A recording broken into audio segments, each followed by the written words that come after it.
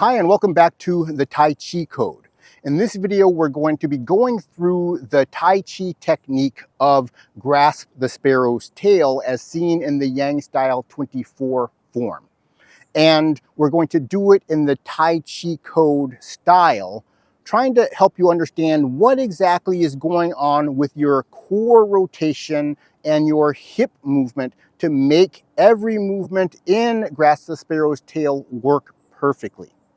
We're going to be following up on the previous movement of Repulse Monkey.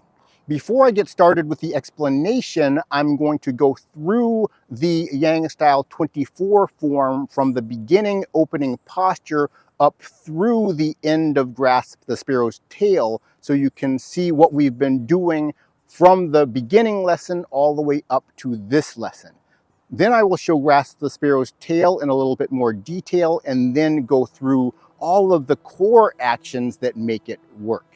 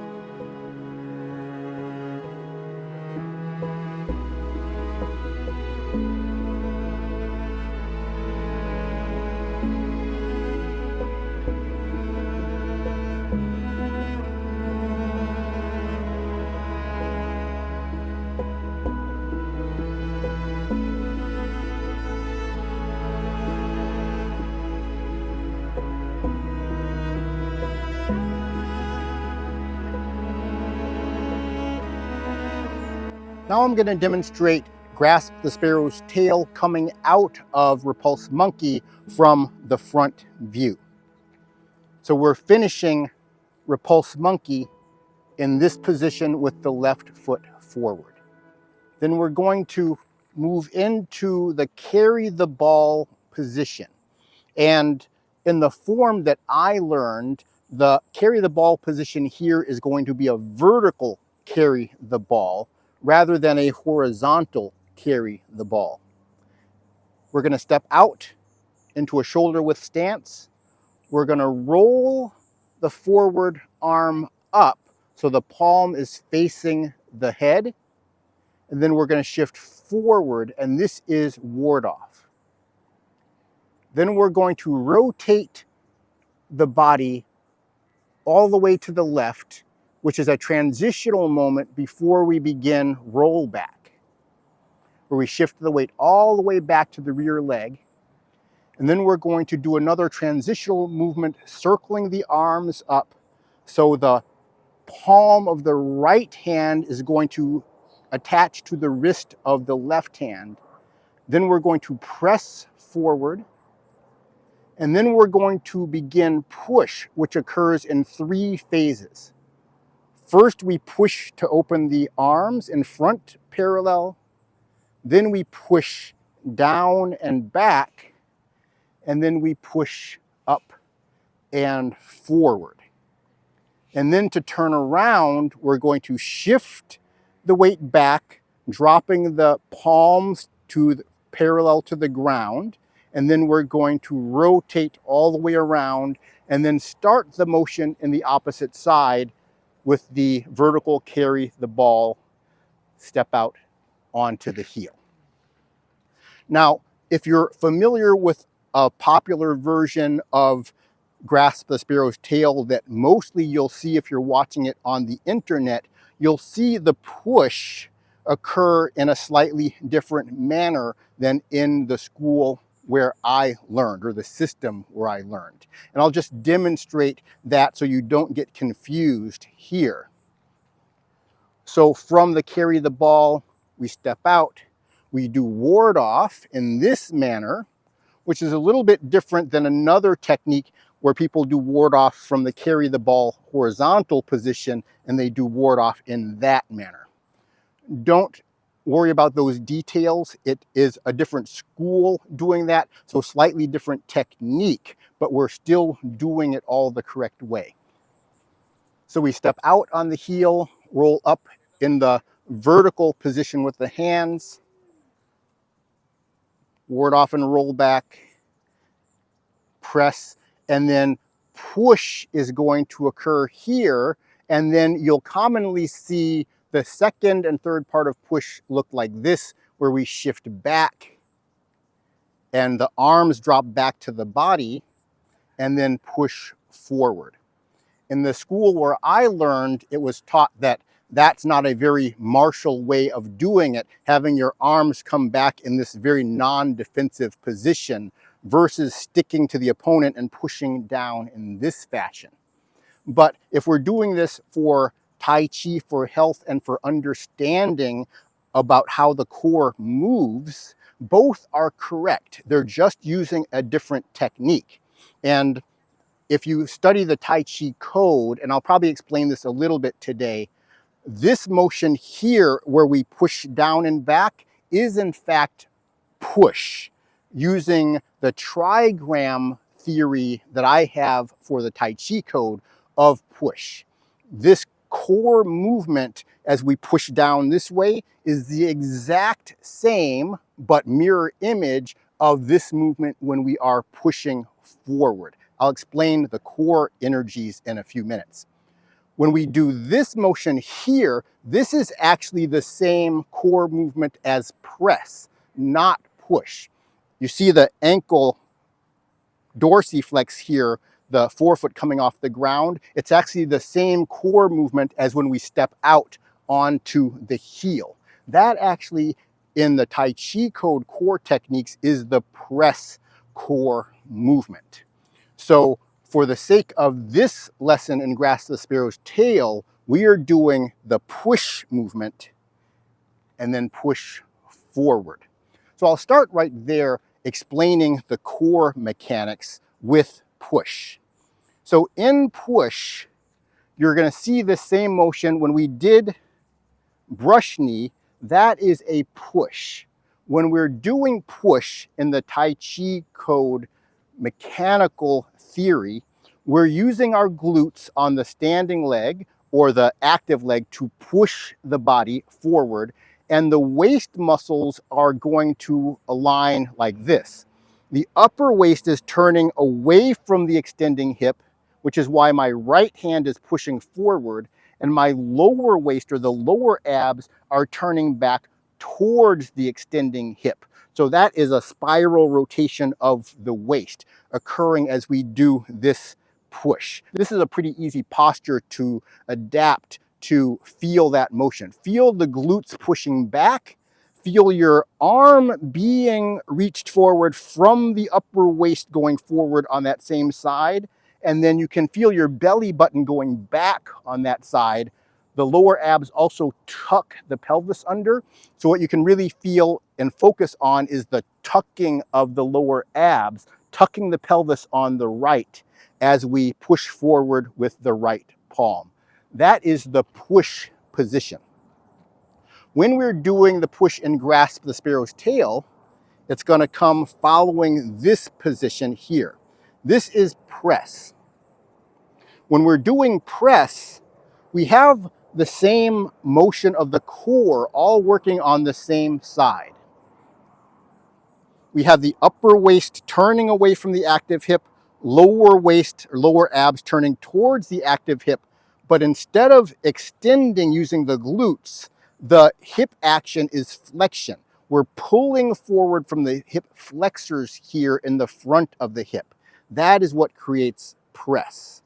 Then we convert press to push by taking that hip flexion and changing it to hip extension. And then now we have our first real push. My upper waist is turning forward on this side, on the right, even though it looks like the hands are parallel. I'm tucking using my lower abs on the right, and I'm extending my right hip. Now I'm going to reverse all of those core energies and do them on the left side, extending from the left hip and then using the core waist muscles on the left. That is going to push me back, pushing the palms down. If instead of doing that, I switch the core waist muscles, but I flex my left hip instead of extending the left hip, that is what's going to retreat me back in this fashion. And then we push forward with the core action on the right, extending my right hip and then using the core waist muscles on the right. So that is the push, and I also went through the press. Now I'm going to backtrack a little bit and go through the ward off and the roll back. So in ward off, the trigram has 3 unbroken lines representing yang energy, which is more of a offensive sort of energy, a confrontational sort of energy. And I'll explain how we can see that in the core mechanics as we do ward off, which is this motion here. We are doing something similar to push. In push, I extended my right hip, lower abs were turning back into the right. All that serves to push the body off the ground, but the upper waist was turning away from the extending hip, causing the projection of the right palm. In ward off, we are turning both the upper and lower waist towards the extending hip. And instead of this push action, you get this action where my left arm is now bowed outward by the rotation of the upper waist against the rotation of the lower waist, against the extending hip, all turning back towards the ground, all projecting energy off the ground. And that is what creates this solid structure of the bowed out arm in ward off. Very difficult to break this structure because it has to do with the waist rotating here, and hip pushing off the ground. All of those structural components are aligned, creating the circular energy and upward energy of ward off that is very hard to overcome. So that is happening right here. Then I'm going to take my upper and lower waist for the transition to roll back, and I'm going to turn both the upper and lower waist to the left at the same time. So now my upper waist is turning counterclockwise, my lower abs are turning counterclockwise, I'm tucked on the left, my root is on the left here. That's the transition. And then to do roll back, which is 3 yin broken lines, I'm going to flex my left hip, and that is going to create this movement here as I roll back. So roll back is a very deceptive movement because a lot of people do it thinking that they're turning the waist to the right, turning like that. But that is not the trigram energy of rollback. In rollback, we have 3 broken yin lines, meaning instead of hip extension, we have hip flexion. And then we have upper and lower waist turning into the flexing hip. All of that creates rotational energy, which is retreating in the effect. If I were to do this standing up, walking backwards, I rotate my upper and lower waist into a flexing hip, and it causes me to walk backward instead of walking forward. So that is a very retreating sort of motion. When we do it in roll back from this setup, it creates this action, but it's really the same thing. I'm turning the whole core into this flexing hip.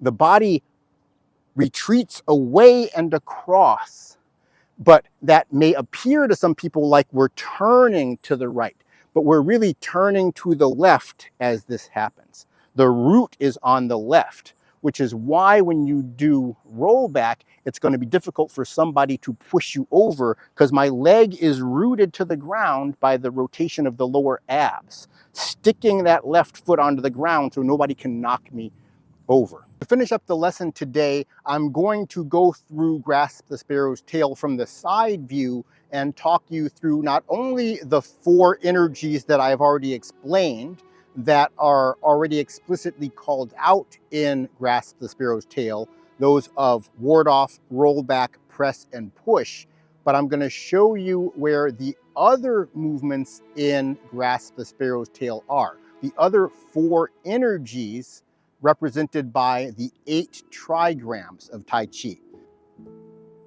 To do this, I'm going to switch the entrance up a little bit to the one we do in the Tai Chi 108 form, because that's where we're going to see all 8 of the energies. I'm not going to go through the core movements in detail. You can check out my other videos where I talk about the core movements and all of the 8 techniques explicitly.